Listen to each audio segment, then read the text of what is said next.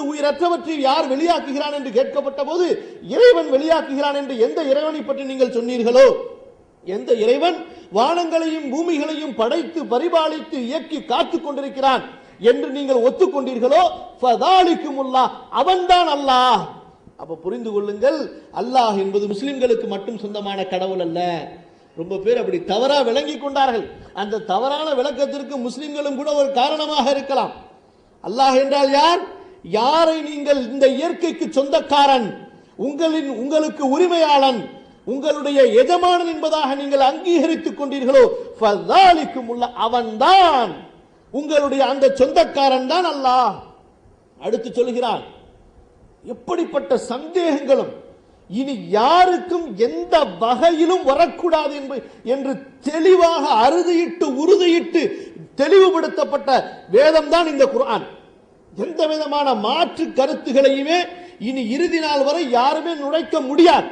யாருக்குமே சந்தேகமே வரக்கூடாது.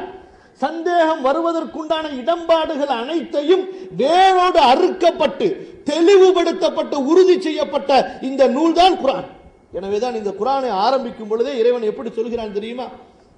நீங்கள் குர்ஆனை திறந்து படிக்க ஆரம்பித்தால் அதனுடைய தோற்றுவா என்ற அல்-ஃபாத்திஹா அத்தியாயத்தை படித்ததற்கு பிறகு அல் பக்ரா என்ற அத்தியாயத்தை ஆரம்பிப்பீர்கள். அதை ஆரம்பிக்கும் போது எப்படி இறைவன் ஆரம்பிக்கிறான் தெரியுமா?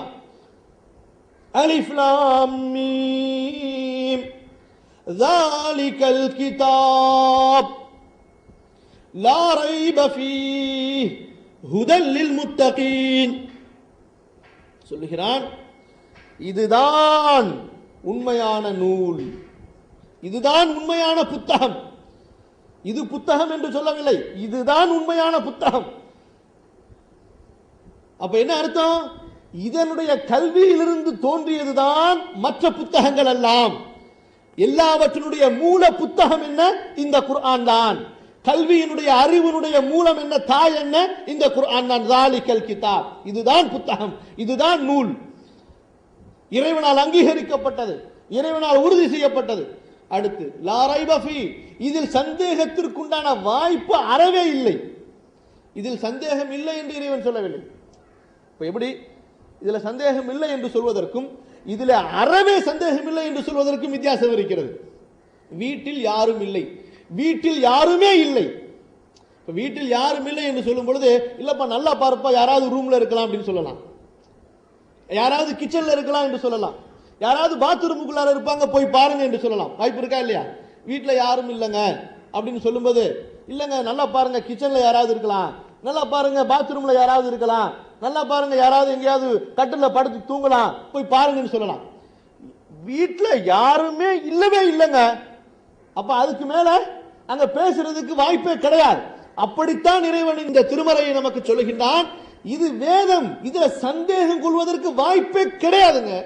அப்ப நீங்க படிச்சு பார்த்தீர்கள் என்று சொன்னால், இறைவனுடைய அச்சத்தோட படித்து பார்த்தீர்கள் என்று சொன்னால், ஹுதல் லில் முத்தகீன், உங்களுக்கு நேர்வழி நிச்சயம், நீங்க சந்தேகப்படுறதுக்குண்டான வாய்ப்பே கிடையாது என்று சொல்கிறான். அப்ப அந்த அடிப்படையில தான் இந்த வசனத்தை இறைவன் சொல்லும் பொழுது, ஃபதாலிக்குமுல்லாஹ், அவன்தான். இப்ப மேற்கூறப்பட்ட பதில்கள் சொன்னீர்கள் அல்லவா, அவன்தான் அல்லாஹ் என்று சொல்லியதற்கு பிறகு அத்துடனே அந்த வசனத்தை முடிக்கவில்லை, சேர்த்து சொல்கிறான், ரப்புகுமுல் ஹக். அல்லாஹ் அக்பர். ரப் என்று சொன்னால் படைப்பவன், வளர்ப்பவன், காப்பவன், உரிமையாளன். கும் என்று சொன்னால் உங்களுடைய, அல் ஹக் என்று சொன்னால் சத்தியமான, உண்மையான, நிதர்சனமான, யதார்த்தமான. அவன்தான் அல்லாஹ். அவன்தான் யார்?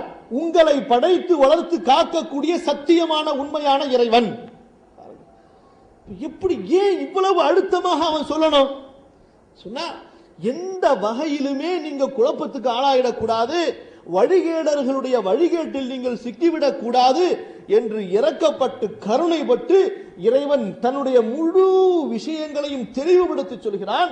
ஃபதாலிக்குமுல்லாஹ், அவன்தான் அல்லாஹ். யார் அவன்? ரப்புக்குமுல் ஹக், உங்களை படைத்து வளர்த்து காக்கக்கூடிய உண்மையான இறைவன் என்று கேட்டதற்கு பிறகு அடுத்து ஒன்றை கேட்கிறான். ஃபமாதா பஅதல் ஹக்கி இல்லல் ضلال. இவ்வளவு தெளிவாக, தெல்ல தெளிவாக உங்களுக்கு சத்தியத்தை விளக்கியதற்கு பிறகு உண்மையை உங்களுக்கு தெளிவுபடுத்தியதற்கு பிறகு, யதார்த்தத்தை உங்களுக்கு புரிய வைத்ததற்கு பிறகு, உண்மையை உங்களுக்கு உணர வைத்ததற்கு பிறகு, இதற்கு மாற்றமான, இதற்கு எதிரான, இதற்கு புறமான ஒரு வழியிலே நீங்கள் சென்றீர்கள் என்றால் அது வழிகேடை அன்றி வேறு எதுவாக இருக்க முடியும்? சுப்ஹானல்லாஹ். எப்படி கேட்கலாம் பார்த்தீங்களா? யோசிச்சு பாருங்க. எவ்வளவு கருணை உள்ளவன் நம்முடைய இறைவன். எப்படிப்பட்ட கேள்வியை கேட்கிறான். இவ்வளவு தெளிவாக உங்களுக்கு உண்மை விவரிக்கப்பட்டதற்கு பிறகு இதை விட்டுவிட்டு வேறு வழியிலே நீங்கள் சென்றால் அது வழிகேடாக தவிர வேறு எந்த ஒன்றாக இருக்க முடியும்? ஒரு அரசாங்கம் நல்ல தெல்ல தெளிவா மக்கள் மேல கருணை காட்டி 3 சைன் போர்டு வச்சிருக்கு. நேரான ஒரு சைன் போர்டை வச்சு ஸ்ட்ரைட் வே, ஹைவே, ரிங் ரோட், ஹைவே, டைரக்டா பாயிண்ட் டு பாயிண்ட் ஒரு போர்டு அழகாங்க வச்சிருக்குது. ரைட் சைடுல ஒரு ரோட போட்டு இது அண்டர் கன்ஸ்ட்ரக்ஷன்ல இருக்கு, இன்னும் ரோடு சரிபடுத்தப்படல, ஆபத்துகள் நிறைந்த ரோடு, போவாதீங்க அப்படின்னு சொல்லிட்டு இன்ட போட்டு ஒரு போர்டு வச்சிருக்குது. இன்னொரு பக்கம் இந்த ரோடு பழைய ரோடு, இப்ப இந்த ரோடு பயன்பாட்டுல கிடையாது, இந்த ரோடு க்ளோஸ்டு அப்படின்னு ஒரு போர்டை போட்டு வச்சிருக்குது. நடுவுல ஒரு ரோடு நேரு வழி அப்படின்னு நீங்க போற ஊருக்கு போர்டை போட்டு வச்சிருக்குது. இப்போ ஒருத்தர் காரை வாங்கிட்டாரு, காரை வாங்கி போயிட்டு இருக்கிறாரு. சைன் போர்டு வந்துருச்சு. நேரா ஒரு போர்டு இருக்குது, ரைட்ல ஒரு போர்டு, லெஃப்ட்ல ஒரு போர்டு. ரொம்ப பெரிய ஆராய்ச்சியாளர், MBA படிச்சு PhD வாங்கி டாக்டர் ஆயிருக்கிறார். என்ன செய்வாரு?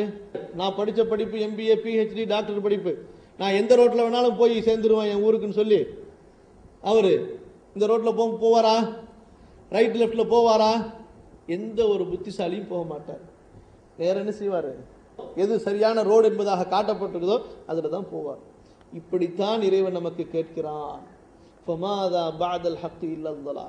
இவ்வளவு தெளிவாக நான் உங்களுக்கு சொல்லியதற்கு பிறகு எது வழி இல்லை என்று சொன்னேனோ, என்னை அடைவதற்கு எந்த வழிகள் உண்மையான வழி அல்ல, எந்த வழி உண்மையான வழி என்று நான் உங்களுக்கு அறிவித்து விட்டேனோ, அதற்கு பிறகும் ஒருவர் மாற்று வழிகளை கையாண்டால் அது வழிகேட்டை தவிர வேறு எதுவாக இருக்க முடியும்? அவ்வளவு தெளிவான சைன் போர்டை பார்த்ததற்கு பின்னாடி படிப்பறிவு இருக்குது.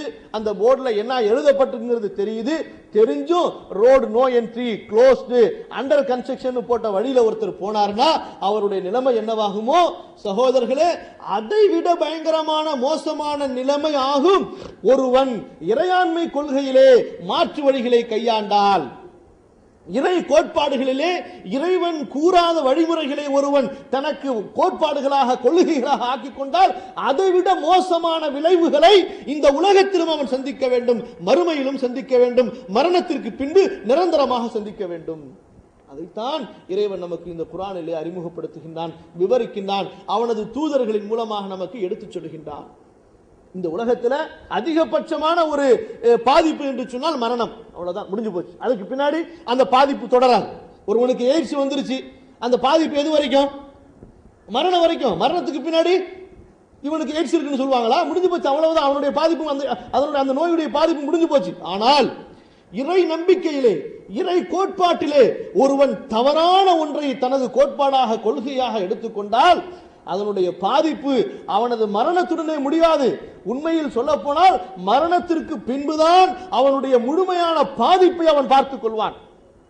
சகோதரர்கள் பேசும்போது அடிக்கடி சொன்னார்களே, அது அவர்களுடைய வார்த்தை இல்ல, குர்ஆனிலே இறைவன் எச்சரிக்கக்கூடிய வார்த்தை. இந்த இறை கோட்பாட்டுக்கு மாற்றமான ஒரு கோட்பாட்டிலே இறந்து விட்டால் அது இந்த உலகத்தினுடைய மிகப்பெரிய வல்லரசை கையில் வைத்து இருக்கக்கூடிய ஒரு பெரிய ஒரு அரசனாக, சக்கரவர்த்தியாக இருந்தாலும் சரி, அவன் தன்னுடைய அந்த கொள்கையில் ஏற்பட்ட தவறை தனது மரணத்திற்கு பின்பு திருத்திக் கொள்ள முடியாது. அதனால் ஏற்படக்கூடிய ஆபத்திலிருந்து அவன் தன்னை பாதுகாத்துக் கொள்ள முடியாது. தான் வாழ்ந்த இந்த அரசாங்கத்தை கொண்டு, இந்த ஆட்சி அதிகாரத்தை கொண்டு இறைவனுடைய கோபத்திலிருந்து தன்னை பாதுகாத்துக் கொள்ள முடியாது. இதைத்தான் இறைவன் சொல்கிறான், கதாலிக ஹக்கத் கலிமத்து ரப்பிக அலல்லதீன ஃபஸகு அன்னஹும் லா யுமினூன். இறைவன் தொடர்ந்து பல கேள்விகளை கேட்கிறார். நீங்கள் யாரையெல்லாம் கடவுள் என்பதாக, தெய்வங்கள் என்பதாக, வழிபாட்டுக்குரியவர் என்பதாக நம்பி இருக்கிறீர்களோ சொல்லு.